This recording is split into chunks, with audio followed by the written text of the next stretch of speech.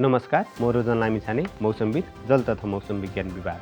आज मिति 2082 साल चैत 24 गते मङ्गलबार। भोलि चैत 25 गते बुधबारको मौसम कस्तो होला त यसबारे छोटो जानकारी लिएर आएको छु।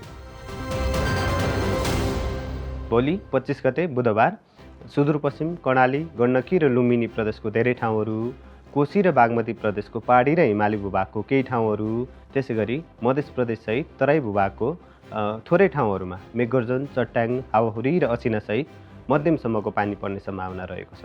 भोलि 25 गते बुधबारको लागि चाहिँ हामीले देशभर नै पहेँलो रङले सङ्केत गरेका छौँ।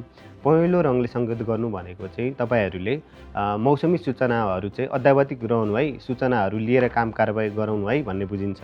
र अहिले प्रिमनसुनको समय भएकोले चाहिँ देशको विभिन्न भागमा मेघगर्जन, चट्याङ, हावाहुरी र असिनासहित पानी पर्न सक्ने सम्भावना रहेकोले चाहिँ जुन मौसमी सूचनाहरू अद्यावधिक ग्रहण हुन र सावधानी अपनाउनु हुन चाहिँ अनुरोध गर्न चाहन्छौँ।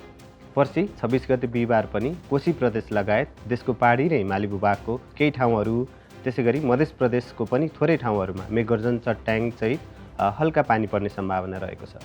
यो त भयो 25 र 26 गतेको मौसम पूर्वानुमान सम्बन्धी जानकारी।